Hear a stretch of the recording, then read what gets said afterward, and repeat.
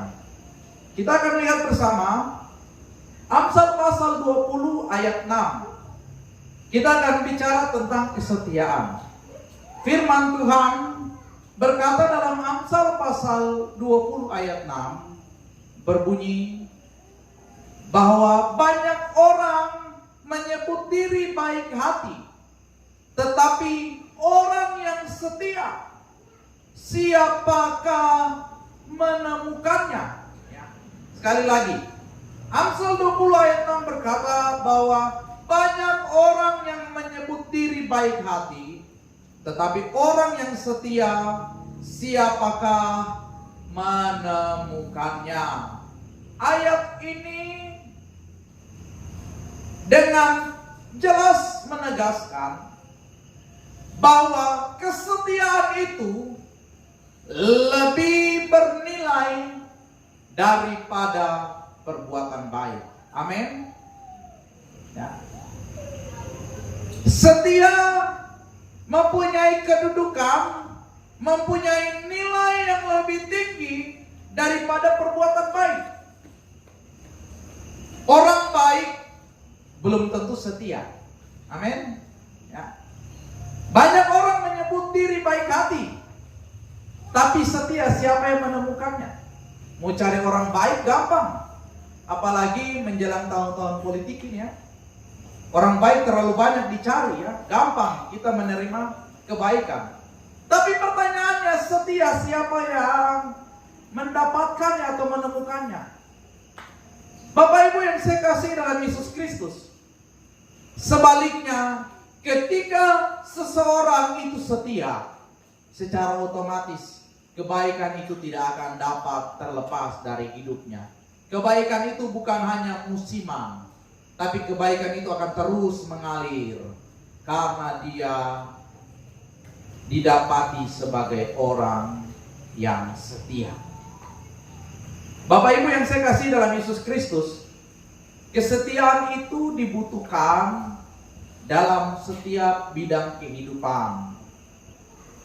Bahkan dalam urusan kerohanian pun dibutuhkan yang namanya kesetiaan. Dan hari ini saya mau katakan bagi kita, Tuhan sedang mencari dan mau melihat serta mau mencurahkan berkat-Nya kepada orang-orang yang didapati setia. Bagi kita yang sudah berumah tangga,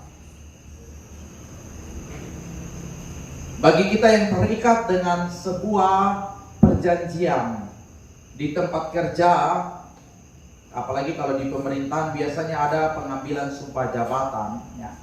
Kita tentu tahu bahwa kesetiaan itu bukanlah teori ya. Kesetiaan bukan untuk dibicarakan, tapi kesetiaan harus dihidupi. Namun hari ini saya mau mengajak kita melihat dan belajar dari Alkitab apa saja kriteria sebuah kesetiaan dalam diri orang percaya.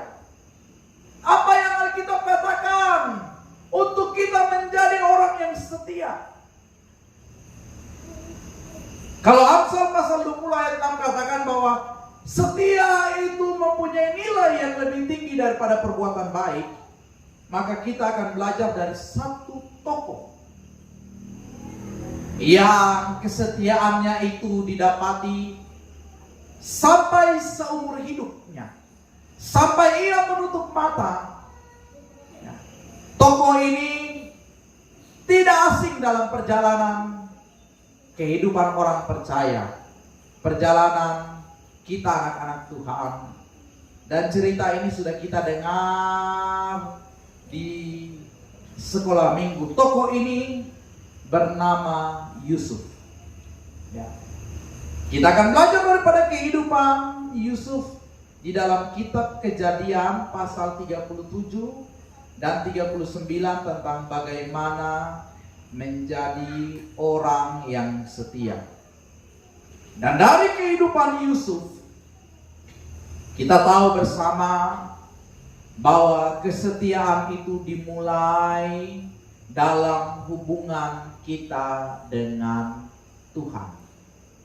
Nah, atau kesetiaan itu berawal dari dalam hubungan kita dengan Tuhan.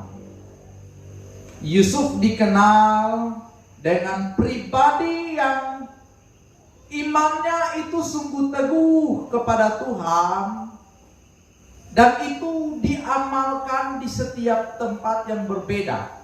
Ketika ia bersama dengan orang tuanya, ketika ia bersama dengan keluarga Potifar, ketika ia di penjara, bahkan ketika ia di tanah Mesir pun, kesetiaannya dengan Tuhan itu terpuji.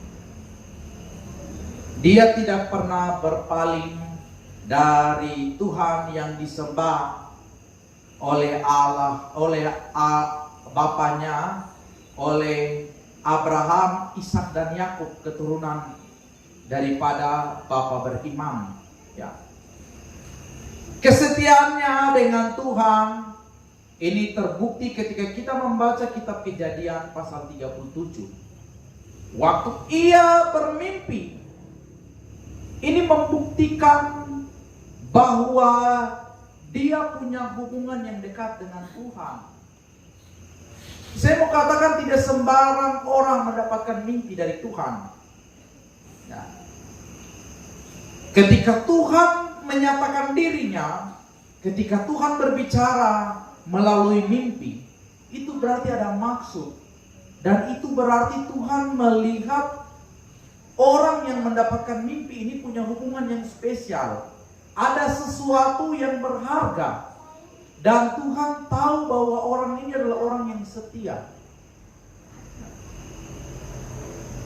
Saya pernah jabarkan tentang mimpi, arti teologis daripada sebuah mimpi.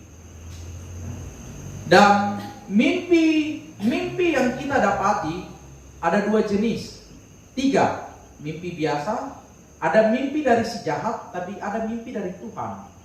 Dan Yusuf ini mendapatkan mimpi dari Tuhan tentang masa depan, tentang apa yang akan dia alami. Ini berarti bahwa dia punya hubungan yang dekat dengan Tuhan. Bahkan waktu di rumah Potifar, ketika kita membaca Kejadian pasal 39, bagian pertama dikatakan Tuhan menyertai Yusuf. Yusuf disertai oleh Tuhannya sehingga segala yang diperbuatnya itu berhasil. Ini menunjukkan bahwa Yusuf mempunyai kesetiaan, dikenal sebagai orang yang setia, berawal karena punya hubungan yang baik dengan Tuhan.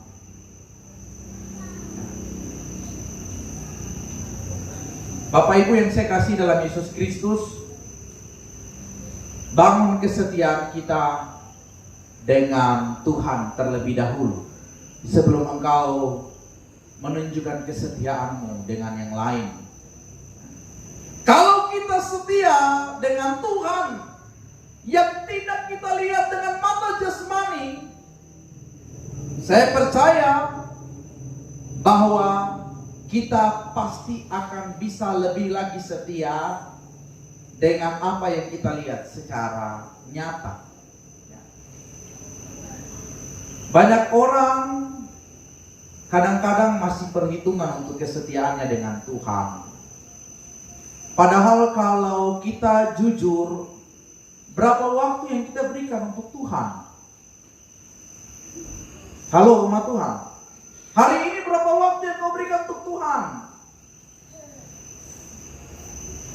Hari ini berapa jam yang kau berikan untuk Tuhan? Berapa lama engkau beribadah di gereja hari ini? Kadangkala dari hal-hal sederhana kita tidak setia. Tanggung jawab yang Tuhan percayakan kita tidak setia.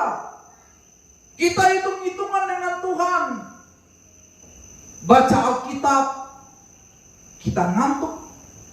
Padahal di depan media sosial, main game, nonton TV, nonton drama, nonton YouTube itu luar biasa, bisa berjam-jam. Tapi ke gereja, tapi berdoa, tapi baca firman, itu susahnya minta ampun. Ini yang terjadi. Akhir-akhir ini banyak orang tidak setia dengan Tuhan. Akhir-akhir ini banyak kita anak-anak Tuhan tidak setia dengan Tuhan. Hitung-hitungan dengan Tuhan. Saya mau katakan sekali lagi bahwa Tuhan sedang mencari dan Tuhan mau menyatakan berkat-Nya kepada mereka yang setia. Dan kesetiaan itu dimulai dari dalam kehidupan kita dengan Tuhan yang tidak kita lihat. Karena kalau kita punya hubungan yang baik dengan pribadi yang tidak kita lihat secara kasat mata, saya percaya dari hal-hal yang dapat dilihat, dari hal-hal sederhana, dari dalam rumah, dari hal-hal sepele, kita akan didapati sebagai orang yang setia. Dan ini dibuktikan oleh Yusuf. Yusuf teladan yang luar biasa di dalam kesetiaan, karena itu dimulai dari hubungannya dengan Tuhan. Itu terbukti Tuhan memberikan pernyataan melalui mimpi untuk masa depannya. Itu terbukti waktu dia dinista, waktu dia dijual, waktu keadaan tidak memungkinkan, waktu keadaan di mata saudara-saudaranya dia salah. Tapi di situ Tuhan menyertainya. Dan Alkitab katakan dia disertai oleh Tuhan. Apa yang dikerjakannya berhasil. Karena apa? Karena dia setia. Bukan dengan apa yang dilihat dulu. Karena dia setia dengan Tuhannya yang tidak dilihat. Yang kedua, Bapak Ibu yang saya kasih dalam Yesus Kristus, kalau kita belajar dari Yusuf, kesetiaan itu tidak berpengaruh pada keadaan. Ya, kalau kesetiaan itu bukanlah teori, namun harus dihidupi, maka kesetiaan itu akan nyata di dalam setiap keadaan yang tidak menyenangkan. Dan kesetiaan itu akan semakin nyata ketika melewati berbagai proses kehidupan, terlebih keadaan yang tidak menyenangkan. Yusuf melewati keadaan demi keadaan yang tidak menyenangkan, tapi kesetiaannya tetap, tapi kehidupannya tetap didapati setia. Integritas hidupnya, karakternya, sikapnya, perbuatannya tetap nyata bahwa dia adalah orang yang setia dengan Tuhannya, itu terwujud. Kejujurannya, integritas dirinya itu nyata di setiap keadaan. Walaupun keadaan yang berbahaya sekalipun, waktu ada di rumah bersama dengan orang tuanya dan saudara-saudaranya, dia tetap didapati setia. Walaupun dia sudah dijual, walaupun dia digoda, walaupun dia difitnah, dia tetap setia. Bahkan waktu di penjara dia dilupakan. Ketika dia menafsirkan mimpi tentang juru minum dan juru rotinya sang raja, dia dilupakan. Tapi apa? Alkitab katakan dia tetap setia. Dia tetap setia kepada Tuhannya, dan dia tetap setia apapun keadaannya, sehingga Tuhan memperhatikan hal ini. Sekali lagi, Yusuf itu tampil apa adanya. Apa yang ada di hatinya itu yang dia katakan, dan apa yang dia katakan itu yang dia hidupi. Inilah yang namanya setia.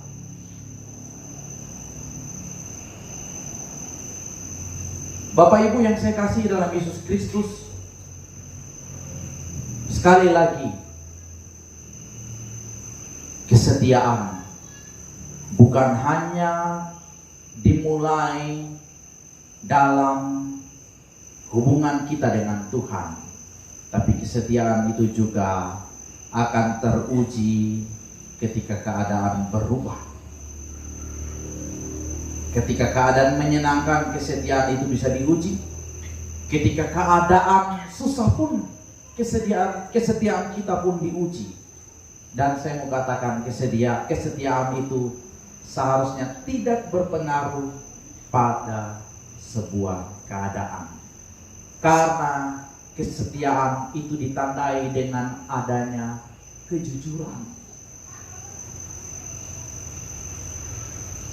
Yusuf adalah pribadi yang jujur, walaupun kejujurannya itu menimbulkan resiko yang besar. Waktu ia jujur di tengah saudaranya, kesetiaannya di dalam kejujurannya itu menimbulkan masalah. Dia tetap setia.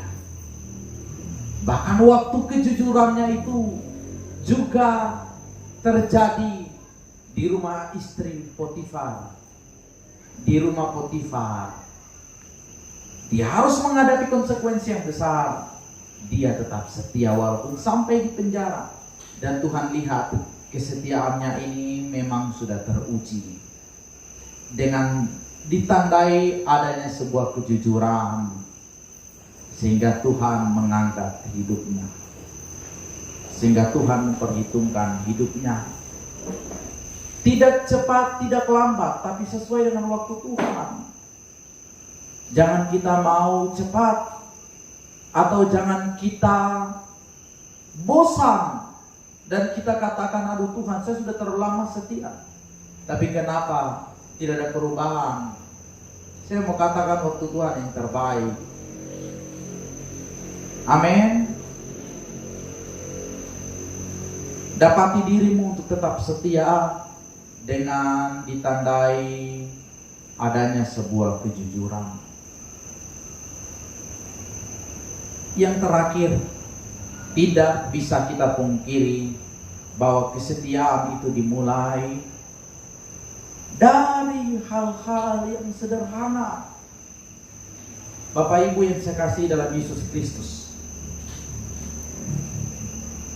Yesus pernah katakan dalam perumpamaan, engkau setia dalam perkara yang kecil, aku akan memberikan kepadamu perkara yang besar. Kalau kita setia dari satu perkara yang kecil, Tuhan akan berikan kita perkara-perkara yang lain. Tapi ingat, kita perlu tetap setia. Jangan sampai di tengah jalan kita tidak setia.